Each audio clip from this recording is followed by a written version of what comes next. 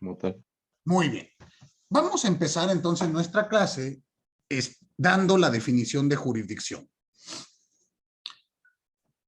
Vamos a entender que la jurisdicción es un acto perceptivo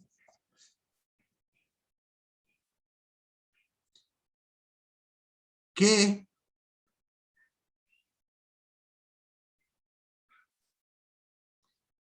ahí abran una coma o pongan una coma porque si no, no van a entender. Que, coma, en el ejercicio de la función judicial, coma, cuando constata la inobservancia de una norma primaria, coma, pronuncia la anulación o la condena,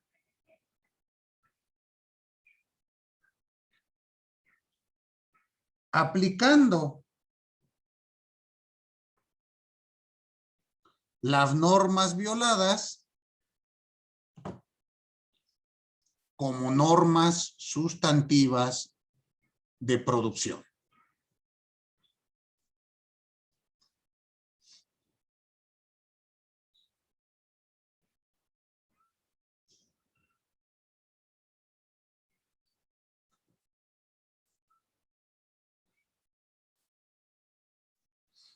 Esta definición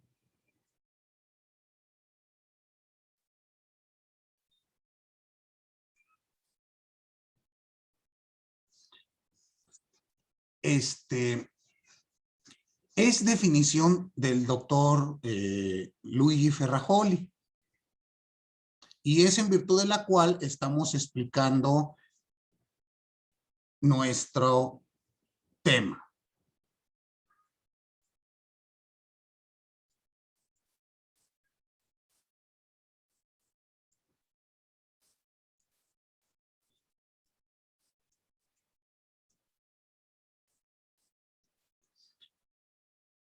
Entonces, veamos lo siguiente. La primera característica que ya platicamos es entender que la función jurisdiccional siempre será una garantía o tendrá la función de una garantía secundaria. ¿Esto queda claro? ¿Qué quiere decir? Que el poder jurisdiccional pues siempre llega en segundo término. Siempre es un acto que requiere que previamente sucedan diversas actividades para poder llegar al mundo de lo jurídico. Esta garantía secundaria consiste en la garantía de anulabilidad de los actos inválidos o de responsabilidad de los actos ilícitos que sean objeto de conocimiento jurisdiccional. Esta es la primera característica, ya la vimos. ¿Sí se acuerdan o no? Segunda característica. Este poder público, esta garantía secundaria, siempre va a ser un acto de constatación. ¿Qué quiere decir esto? Nuevamente hagamos los ejercicios que hemos ido haciendo a lo largo de nuestro semestre. La palabra o el verbo constatar, ¿a qué le suena? Es pregunta. ¿Cuándo utilizan ustedes o han notado que se utiliza este verbo? ¿Qué entienden por constatar? ¿Alguien? ¿Cómo comprobar? A ver, dame un ejemplo. Como cuando se constata, no sé, una ley. ¿Pero cómo sería? Cuando la checan, siento yo que quiere decir eso. A ver, piensa lo siguiente. Si yo te dijera, ayer en la noche llovió, ¿cómo lo constatarías? Checando el clima. Mándeme. Checando el clima de mi celular. Bueno, yo me asomaría a ver si la calle está mojada, pero tú lo checarías en tu celular. Pues no sé, tal vez. Y en tu celular, Bueno, por la flojera de no pararme. y en tu celular constatarías que llovió. Pues yo creo que si dice que llovió, pues llovió en algún lado. Ok. Bueno, ya hablamos aquí de términos diversos. Esmeralda, ¿tienes levantada la mano? ¿Te escucho? Sí, profe. Pues constatar sería como verificar por mi parte, siendo yo, o sea, si usted llega y me dice un gato, un gato tiene 5 pies, ¿no? Y pues yo en mi vida he visto un gato, ¿no? Suponiendo, pues voy a ir a buscar un gato para verificar si sí tiene 5 pies, ¿no? O si solo tiene 4 pies o algo así. Exacto. Aquí, ¿por qué no? ¿Por qué me río de lo que me comentas, Uciel? Constatar nos da la idea de verificar por medio de nuestros sentidos, de nuestro intelecto, si un hecho ocurrió o no. Claro, es perfectamente válido, como tú me dices, pues yo reviso en mi celular a ver si me dice que llovió y es una forma de constatar. ¿Estamos en el entendido? De este modo estás constatando tal vez indirectamente, pero es completamente válido. Es como si yo dijera, me quedé pensando, ¿no? Si me dijeras, maestro, tembló ayer en Perú y yo lo reviso en mi celular, pues estaría constatando lo que me comentas. Entonces, sí, es completamente válido, así como lo planteas. La idea de constatar, lo que yo quiero que entiendan ustedes, es que cuando este poder, el acto jurisdiccional, siempre va a consistir en un constatar por parte de quién, de la autoridad jurisdiccional. La autoridad jurisdiccional va a constatar, ¿qué se imaginan ustedes que va a constatar de acuerdo a la definición que acabamos de leer? ¿O para qué? ¿Cuál es la función de la garantía secundaria? Son dos. ¿Ya las identificaron?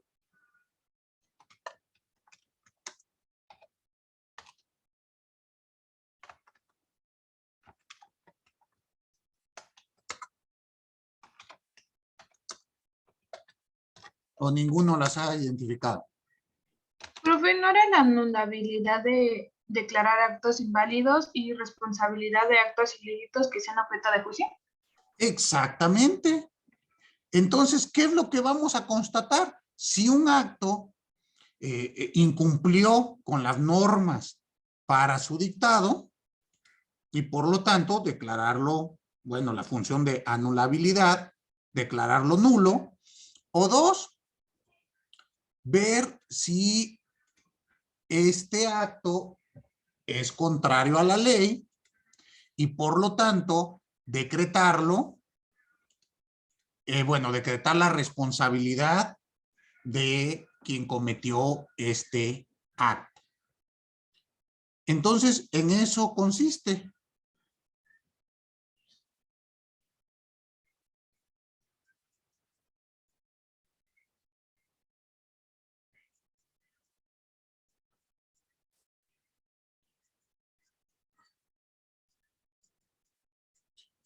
Muy bien, ¿quedó clara esta segunda característica?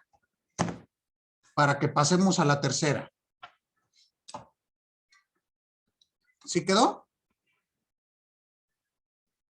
Sí, profe. Muy bien.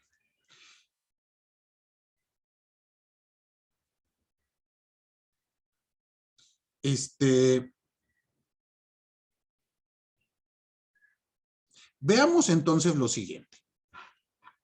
La tercera característica, bueno, perdón, esta idea de que es un acto de constatación, entendámosla que se traduce en un acto de conocimiento.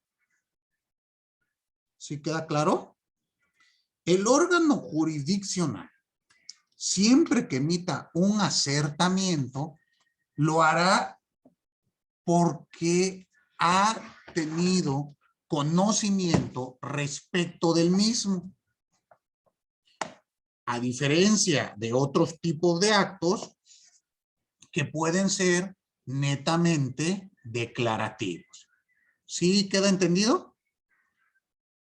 Yo no puedo declarar la anulabilidad de un acto si no constato que se ha incumplido con la norma. ¿Sí queda claro? Muy bien. Veamos la tercera característica. La tercera característica hay que entenderla como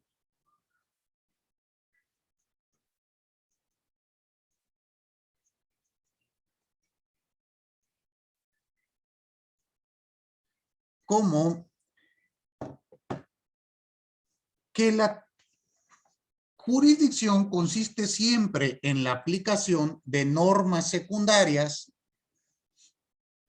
a la inobservancia constatada de normas primarias. Es decir, ¿Consiste siempre en qué, profe? consiste en la aplicación de normas secundarias a la inobservancia constatada de normas primarias.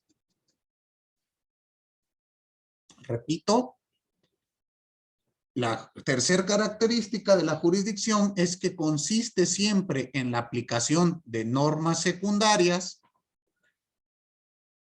a la inobservancia constatada de normas primarias. ¿Sí quedó claro?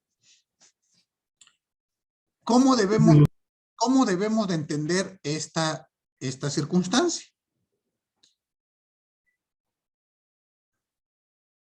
Las normas primarias, ustedes ya saben, son aquellas que establecen derechos sustantivos.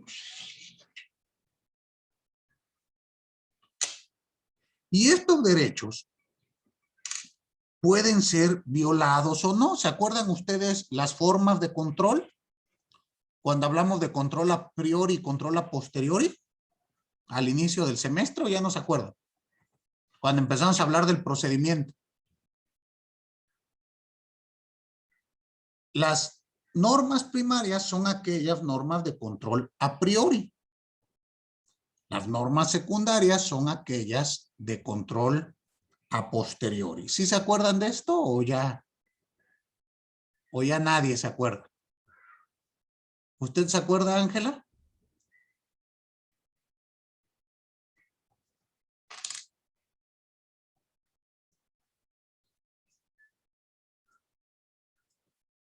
¿No? ¿O usted, Cintia? ¿Ya no se acuerdan de nada de eso? ¿Alguien que se acuerde? Dígame, Ángela. Angélica, sí, entonces estaba hablando, es que soy Angélica. Perdón, ya los binoculares que me quiero sentir todavía jovenzuelo y ya no me dan, perdóneme. A ver, Sí. ahora sí. Ok. Creo que las a priori era así como la constitución que tenían los derechos, los derechos fundamentales, y los a posteriori eran las reglas que solucionaban los errores de las autoridades, ¿no? Exactamente. Y ven entonces cómo todo el programa tiene una razón de ser. Para entender la jurisdicción, ustedes siempre van a entender que consiste en la aplicación de normas secundarias ante el incumplimiento de una norma primaria. Y una vez que se constate la inobservancia de una norma primaria, es decir, que un acto sea inválido o sea ilícito, se pronunciará la anulación del acto inválido o la condena del acto ilícito. aplicando correspondientemente normas secundarias. Si queda clara esta característica, va a ser muy importante porque cuando la utilicemos más adelante para diferenciar la jurisdicción de otros poderes estatales, ustedes van a notar, bueno, si ya tienen en mente que siempre será una norma secundaria, es más fácil que eviten la confusión. ¿Quedó claro? Muy bien. Veamos la cuarta característica. La cuarta característica nos indica que la jurisdicción consiste siempre en la aplicación como normas sustantivas sobre su producción de las mismas normas cuya inobservancia se constata. ¿Lo podría repetir perdón, que si lo podría repetir de nuevo, profesor, por favor? Claro que sí. Esta cuarta característica consiste siempre en la aplicación como normas sustantivas sobre su producción de las mismas normas cuya inobservancia constata, o sea, la realización de actos inválidos o ilícitos. ¿Qué quiere decir esto?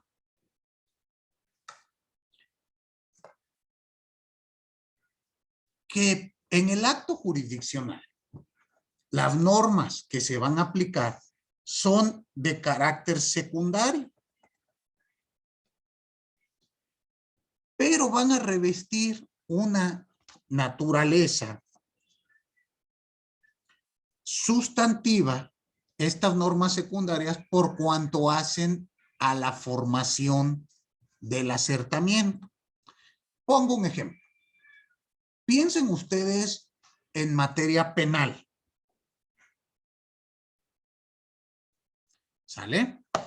En materia penal, las normas que le dicen a un juez, pensemos delito de homicidio. Quien prive de la vida a otro se le impondrá de 8 a 20 años de prisión. Esta norma, el Código Penal, es una norma secundaria. Pero para el acto jurisdiccional, esta norma secundaria se convierte en norma sustantiva, es decir, en el sustento con el cual el juzgador va a darle fuerza a su decisión. Y por lo tanto, en el Código Penal, donde se establezca la tipificación de los delitos, de las conductas,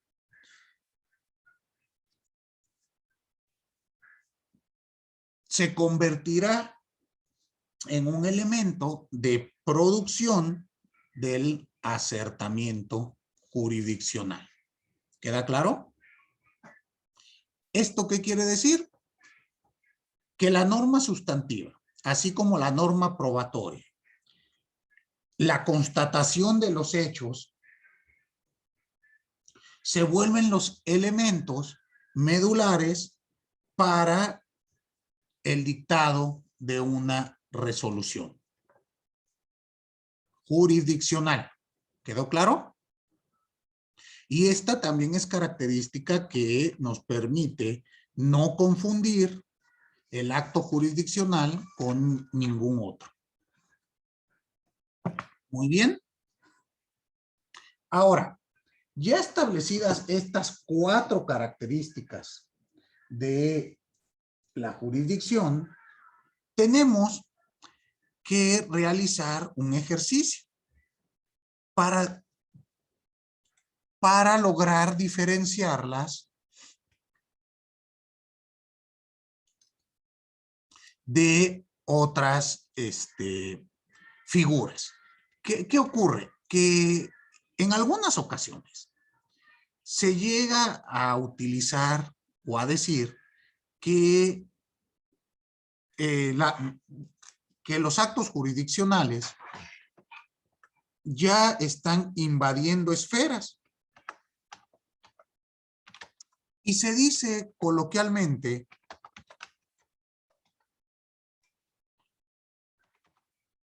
que, no sé, ejemplo, la Suprema Corte de Justicia ya está legislando. Esto tenemos que analizarlo o entenderlo para ver si es así. Si no, de otro modo, bueno, no lo podemos entender. Piensen ustedes lo siguiente.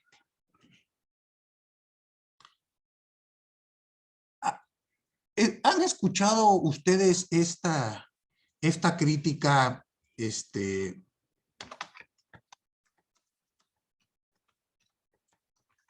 dicen, es que la Suprema Corte o la Corte ya está legislada? ¿No? ¿Alguna vez lo han escuchado?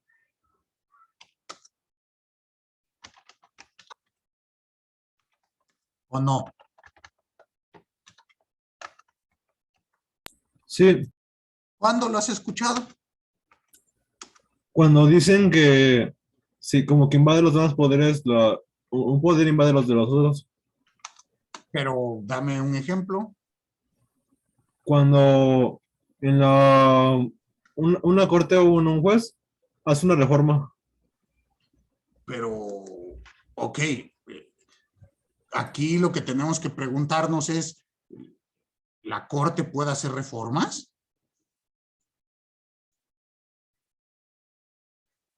Según yo, sí. No, la Corte no puede reformar. ¿Te refieres a reformar qué? ¿Una ley? Sí, a legislar. Y según yo, según me he explicado mi proceso constitucional, los poderes pueden hacer unos papeles de los otros, se pueden meter casi casi. Claro, pueden hacer control interpoderes, pero hay que analizar si esto es, vamos, entendible o aceptable en el contexto de la división de poderes. Ejemplo, normalmente dicen, la Corte está legislando cuando realiza una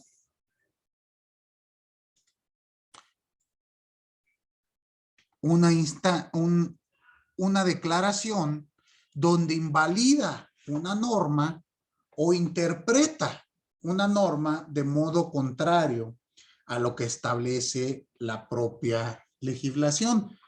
¿Se acuerdan ustedes que vimos o les compartí la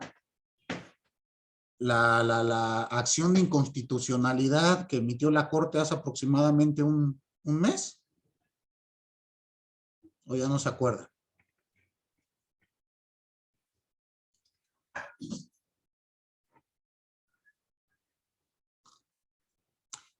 Donde la Corte señaló que es inconstitucional que se criminalice a la mujer que decide interrumpir su embarazo. ¿Se acuerdan de ello?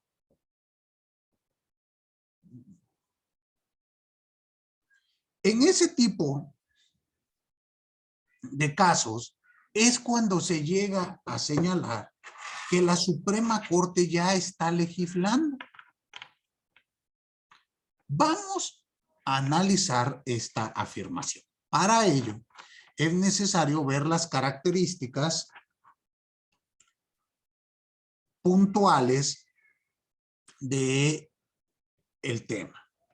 Primero que nada, si entendemos nosotros la teoría de la distribución de poderes, y en virtud de esta teoría, pues tenemos bastante de qué hablar.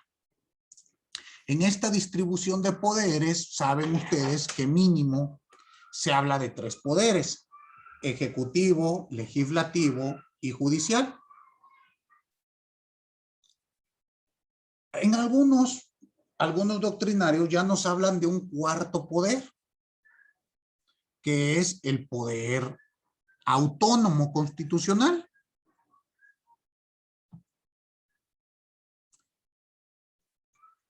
¿Qué es lo que nos dice esto? Que hay que entender que la distribución de poderes permite un control interno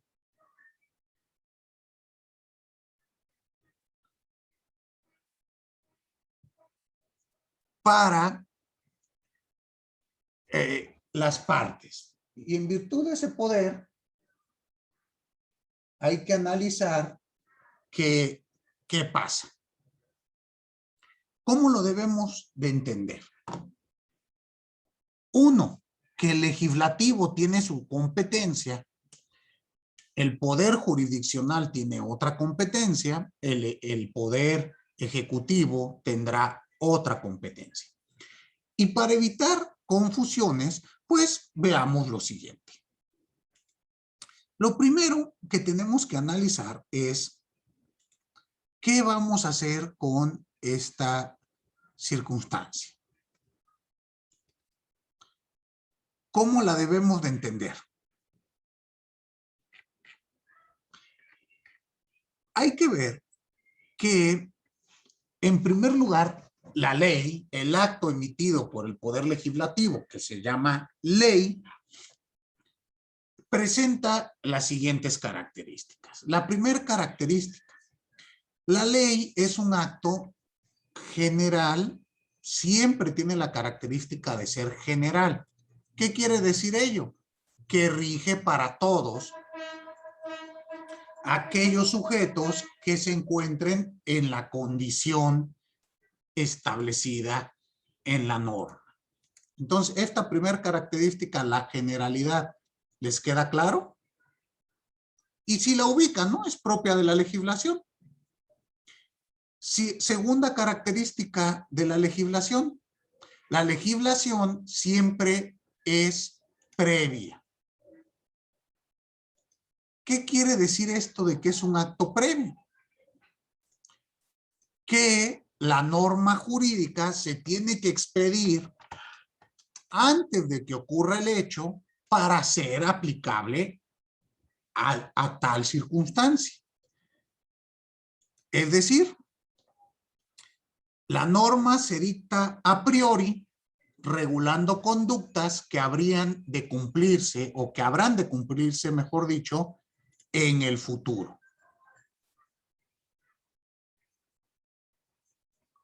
¿Sí queda claro?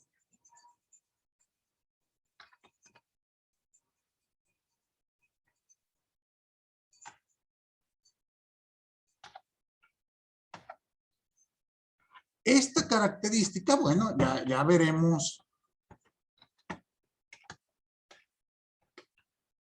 qué ocurre con ella en el caso de la jurisdicción. Tercer característica, la legislación siempre será abstracta. ¿Qué quiere decir esto? Que la conducta impuesta por la ley no tiene un destinatario determinado. Cuando hablemos de abstracción, entendámoslo siempre de ese modo. Que no se tiene un destinatario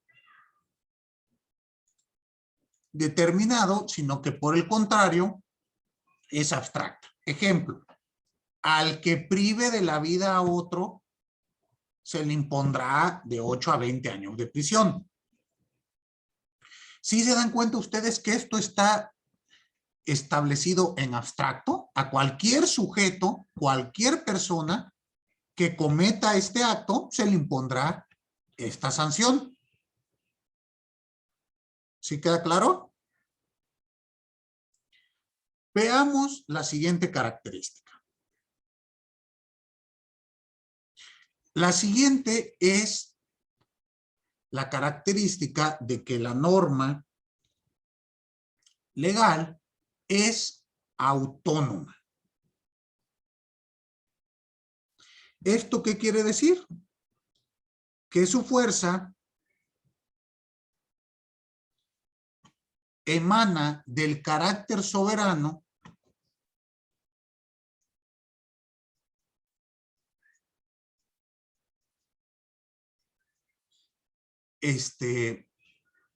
del ente que la emite, que la sanciona y que la pone en vigor. Ahora, tengan en cuenta que en el caso mexicano, para que una ley entre en vigor y cumpla cabalmente con su cometido, se requiere el trabajo de dos poderes. ¿Saben cuáles? ¿Cuál y ¿El cuál? ejecutivo y el legislativo, profe? Exactamente, el legislativo ¿en qué vertiente, Mayela? Pues dictando la ley y el ejecutivo, pues, ejerciéndola. Antes, Bueno, antes de ejercerla. ¿aprobarla? No, la aprueba el Poder Legislativo, pero ya que la aprueban, ¿qué hacen con esa ley? ¿La publican? Exactamente. ¿Y quién la publica? El El ejecutivo. diario oficial. El, el Ejecutivo en el Diario Oficial, y hasta que se publique, entra en vigor. Entonces aquí vemos, y aparte, bueno, ustedes saben que está la facultad de veto del Poder Ejecutivo y bla, bla, bla, bla, bla. Pero dense cuenta que están estos entes. Hablo del caso mexicano. A ver, ¿ustedes recuerdan en el caso mexicano un ejemplo de una ley en la que no intervengan las dos cámaras para emitirla? ¿Podría ser la ley de comercio? ¿Cómo que la ley de comercio? Y, o ¿cuál era su pregunta? ¿Que cuál no intervenían las dos cámaras? Ajá. Pues en los casos extraordinarios, ¿no? A ver, ¿cómo cuál? Mm, Como esta la que mencioné de legislar en materia comercial. Ajá. Pero ahí, ¿por qué no intervienen las dos cámaras? Podría ser en una, bueno, en una ocasión extraordinaria, donde nada más se tenga que a la comisión permanente. No, no ubico esta circunstancia. O sea, ¿me estás hablando del estado de excepción? Ujú, Mm, sí, creo que sí. No, ¿No podría incluir? no, porque para empezar ahí no se dictan leyes en el estado de excepción, se dan facultades extraordinarias al Ejecutivo. Ah, ok. Ok. Pues es la ley, bueno, alguien más aparte que intente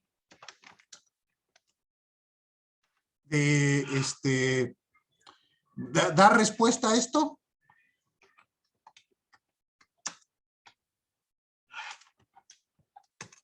¿O no se los enseñaron esto?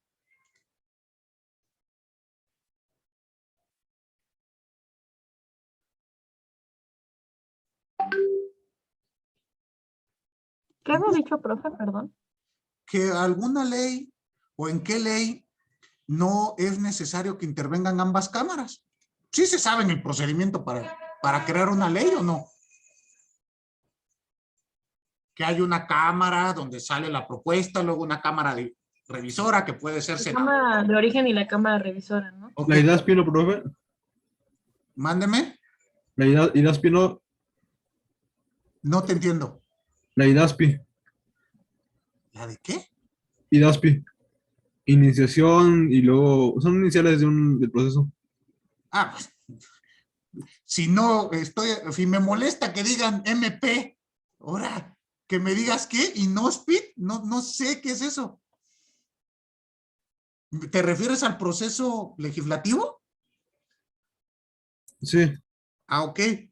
Bueno, en ese proceso legislativo, ¿no saben ustedes alguna ley o todas las leyes tienen que pasar forzosamente por ambas cámaras? Es mi pregunta.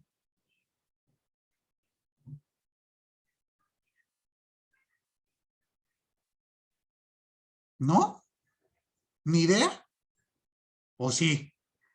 ¿O quién sabe, maestro? También usted nos pone a preguntar, ni modo que yo sea abogado y tenga que saber esas cosas. Imagínense que los vuelvan asesores de la Cámara de Diputados o de Senadores y les preguntan esto, ¿qué van a hacer? ¿No? ¿Nadie? Pues la ley del presupuesto de egresos de la Federación.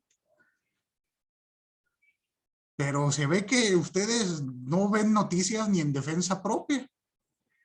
No se acaba de aprobar esta ley. ¿Y esta ley dónde se debate y dónde se aprueba? ¿Alguno de ustedes sabe? ¿En qué cámara? ¿En la de senadores? No, en la de diputados. Pero están dormidos. En la Cámara de Diputados es la que tiene la facultad exclusiva para emitir esta ley. No tiene que circular. Y esta misma ley es una que tiene su vigencia establecida desde el momento que se emite. Es decir, esta ley es el presupuesto de egresos de la Federación para el ejercicio fiscal 2021. Les pregunto, ¿cuánto tiempo tendrá de vigencia? ¿Cuánto, Mayela? Pues solo este año, ¿no? Bueno, el ejercicio, recuerde que los ejercicios son por años atrasados. Ahorita estamos ejerciendo el de 2020, en el 2022 ejercerá el del 2021. Así se maneja, porque son el dinero que se va a utilizar, el presupuesto. Entonces, nada más tendrá vigencia hasta el año 2022. ¿Estamos de acuerdo? Es el único caso donde una ley ya trae establecida su vigencia desde que se emite. Muy bien. Entonces, veamos qué ocurre con el acertamiento jurisdiccional.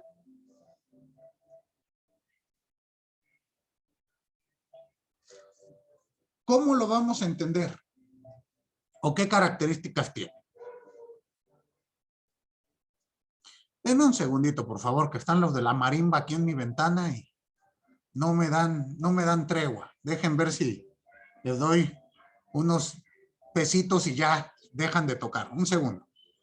¿Qué características tiene la jurisdicción que lo vuelven distinto de la cuestión de el acto legislativo? Pues, bueno, ya estudiado así, vamos a ver que ninguna de las características que tiene la jurisdicción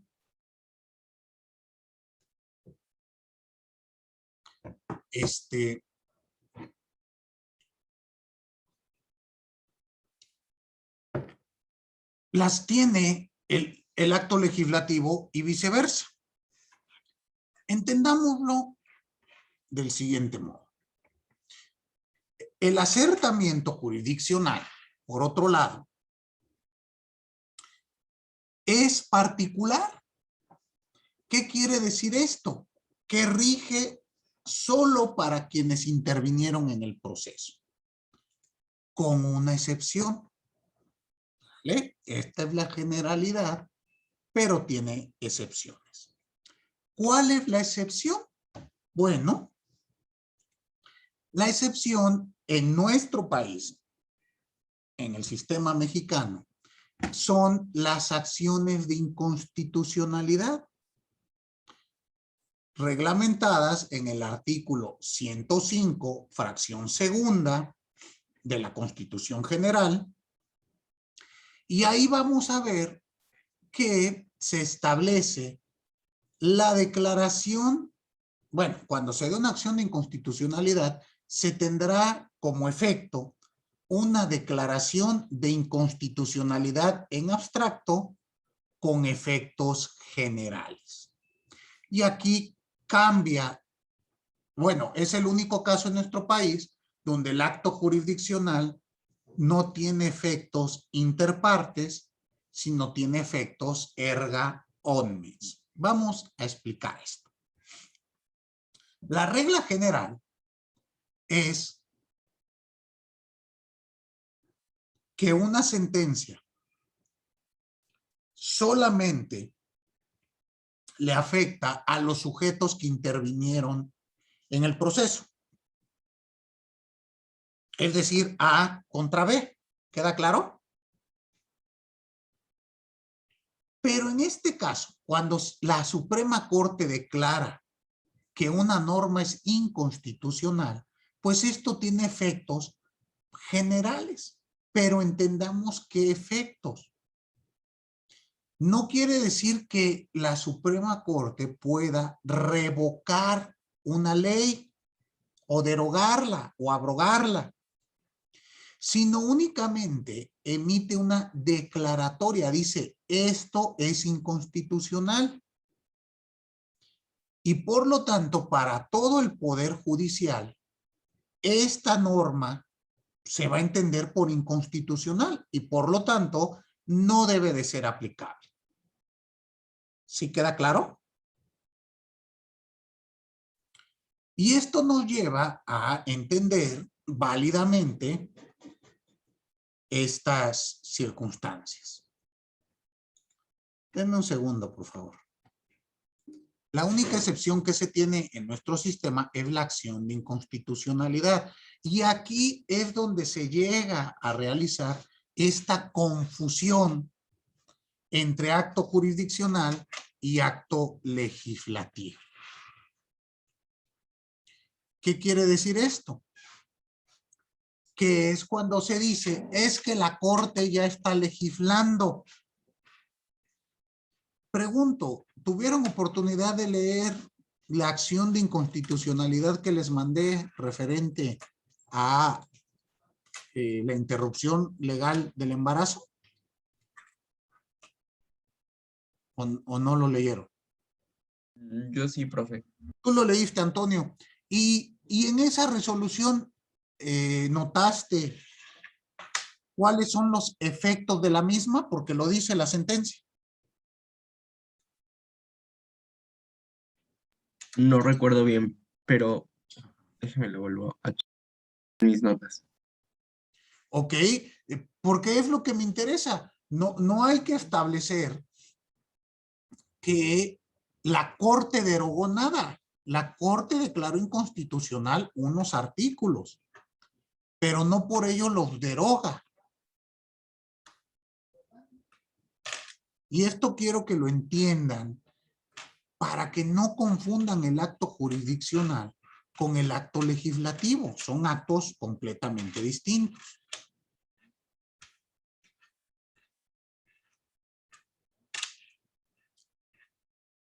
Muy bien. Bueno, lo checan con calma. Pero ahí son, o es el único ejemplo de efectos generales en materia jurisdiccional en México. Ahora, veamos qué otra característica tiene el acertamiento. El acertamiento siempre se dicta después de sancionadas, se dicta después de cometidos los hechos y que exista una norma que permita aplicar esta jurisdicción. ¿Se acuerdan que en el acto legislativo era al revés? El acto legislativo es a priori, pues el acto jurisdiccional será a posteriori. No puedo emitir un acertamiento si no hay leyes que me permitan hacerlo. ¿Queda claro?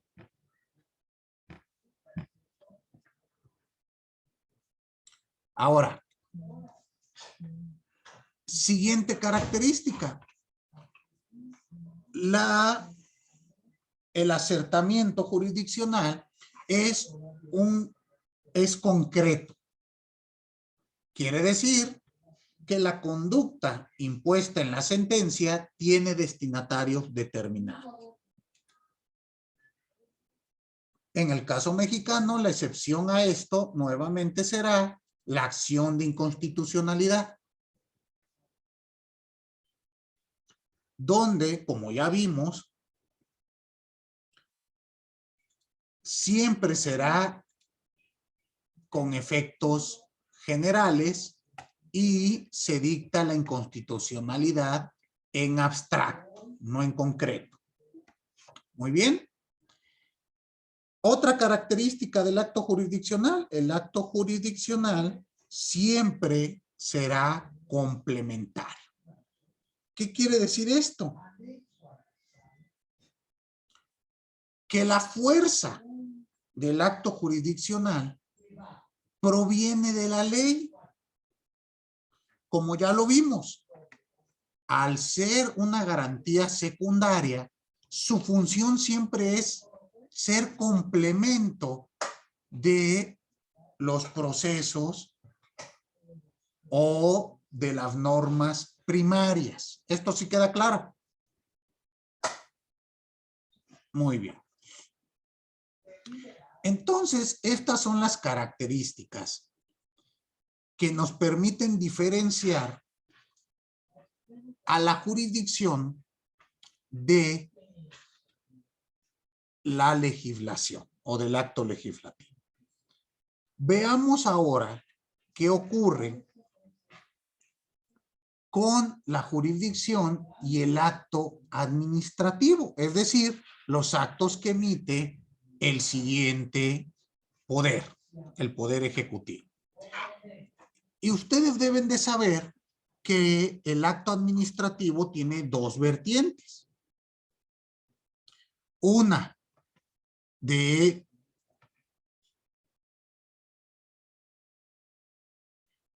establecer actos administrativos con efectos generales. ¿Cuál es el ejemplo de ellos? Pues los decretos. Los decretos son aquellos que emite el poder ejecutivo para regular determinada circunstancia a futuro. Ejemplo, ¿escucharon ustedes de que el presidente de la República emitió un decreto con relación a los autos llamados chocolates? ¿O no lo escucharon?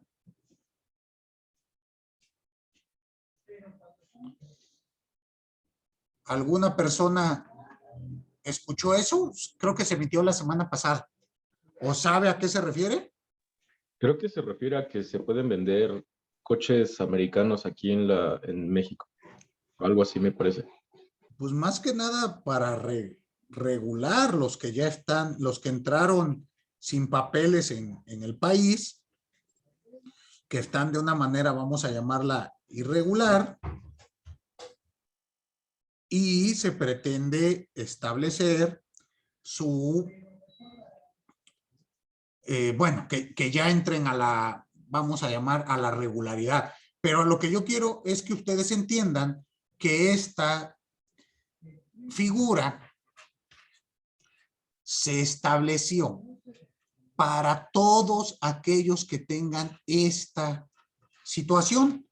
Por lo tanto, tiene características o efectos generales o impersonales. Ese es un tipo de acto administrativo. Pero a su vez hay otro tipo de acto administrativo, que es el acto administrativo en concreto o individualizado. Y este tiene su función cuando se realiza única y exclusivamente para un sujeto en particular. Ejemplo, ¿han ustedes visto por su calle, por su colonia donde viven, que ponen sellos de clausura a un establecimiento mercantil? Pues ese es un ejemplo de un acto administrativo individualizado. ¿Sí queda claro? Vamos a ver estas figuras, ¿qué diferencia pueden tener del acto jurisdiccional? Bueno, pues analicemos lo siguiente. En primer lugar, veamos por cuanto hace al criterio material. Vamos a decir que el acto jurisdiccional se identifica por constituir una decisión sobre una invalidación o la declaratoria de responsabilidad por un hecho ilícito,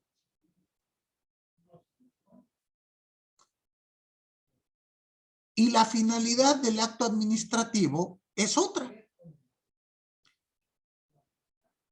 El acto administrativo tiene como finalidad la utilidad estatal de los recursos que son propios para la administración pública. Por lo tanto, ahí notamos una gran diferencia.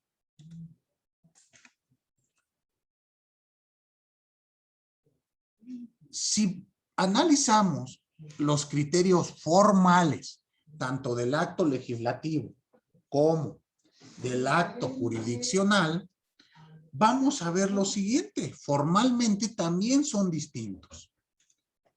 ¿Por qué? Porque en primer lugar, hay que entender que el acto jurisdiccional no es un acto, bueno, es un acto en el que está presente la ausencia de la subordinación. ¿Qué quiere decir esto? Que el juez no está subordinado a nadie. Jerárquicamente un juez, un juzgador, una autoridad jurisdiccional, no tiene un superior jerárquico. ¿Sí queda claro? Entendámoslo. ¿Se acuerdan cuando vimos las características de la independencia del juzgador? ¿O ya no se acuerdan? Sí, profe. ¿Y en qué consistía la independencia, Mayela? Pues lo que recuerdo es que era él quien podía, pues, o sea, determinar como la sentencia o él podía decidir bajo su propio criterio, sin Ok. tener que Ajá. rendir cuentas a otra autoridad. Ok, bueno, pues partiendo de ello, la independencia es un factor indispensable del poder jurisdiccional y precisamente es que el juez no le tiene que rendir justificación a nadie. Jerárquicamente no está subordinado a nadie más. A lo único que está subordinado es al respeto irrestricto de la ley y de la Constitución. ¿Sí queda claro? A diferencia del acto administrativo, donde para emitir el acto administrativo, todos los sujetos que intervienen en este acto sí están indudablemente sujetos a una jerarquía establecida por las respectivas leyes, en este caso la Administración Pública Federal. ¿Queda claro? Esta es una diferencia.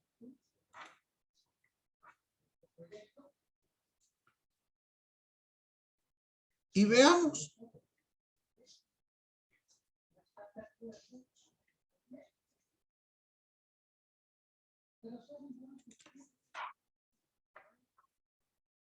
La sentencia siempre se va a emitir en una instancia donde esté o donde sea fundamental el contradictorio y el debate. Por tratarse de un acto de constatación, el juzgador requiere, como ya saben ustedes, de la proyectividad del instante. Entonces, en la única instancia donde se dictará el acto jurisdiccional será en la instancia de proceso. El acto administrativo, por otro lado, puede acontecer en diversas instancias.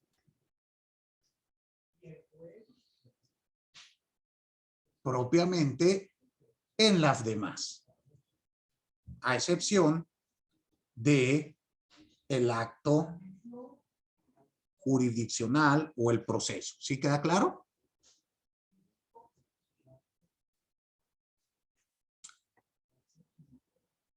Y veamos otra característica.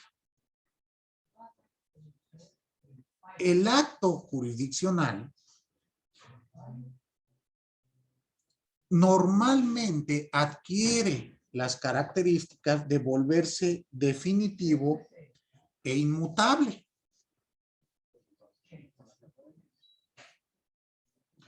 Y por lo tanto, lo ya discutido en el proceso no puede ser nuevamente estudiado. Pero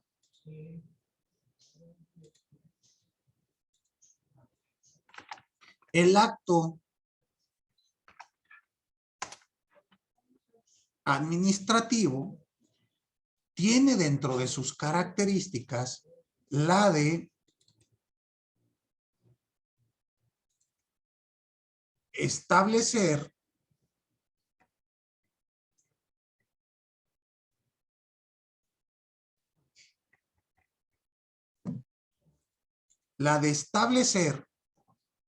que es revocable. ¿Qué quiere decir esto?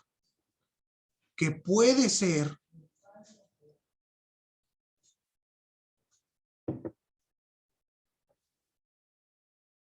anulado los efectos por la propia autoridad que lo emitió, cosa que nunca va a ocurrir en el acto jurisdiccional. Esos son por cuanto hace a los criterios formales. Por lo tanto, vamos a resumir las características de la jurisdicción. Y vamos a decir que la jurisdicción es la actuación del derecho objetivo.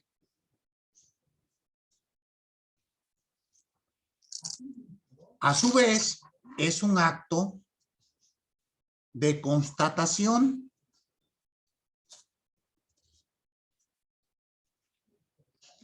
Y este es un acto que siempre será soberano. Por lo tanto, hay que entenderlo como un poder público. Les pregunto a ustedes, en el caso mexicano, ¿dónde radica la soberanía? ¿Se acuerdan? En sus clases de constitucional.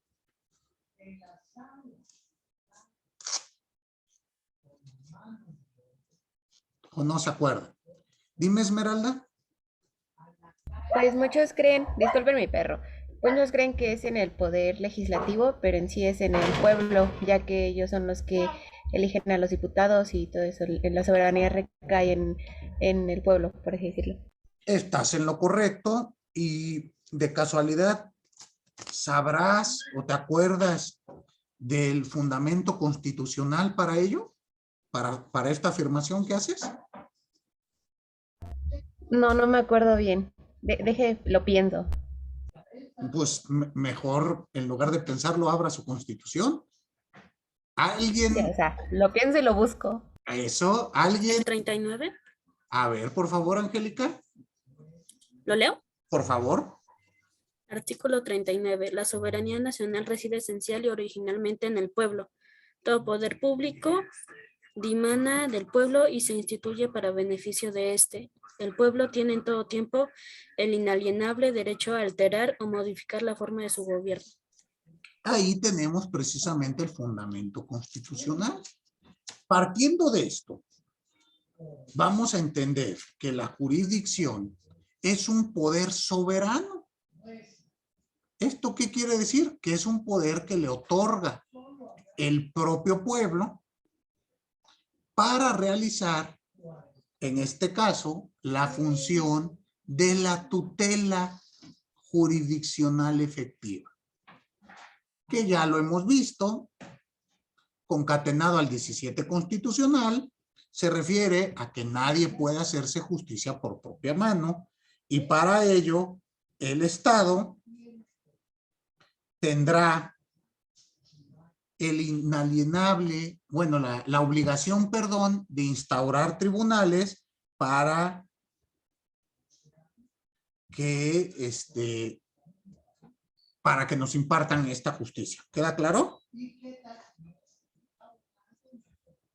Entonces, hay que entender siempre que es un poder.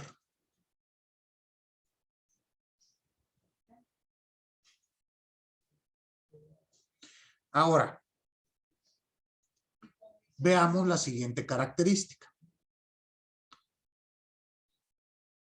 Este poder soberano será, como ustedes ya saben, el acto de constatación para ver si un acto es inválido y por lo tanto declarar su nulidad, o si un acto es contrario a la ley, es un acto ilícito, y declarar la responsabilidad del mismo.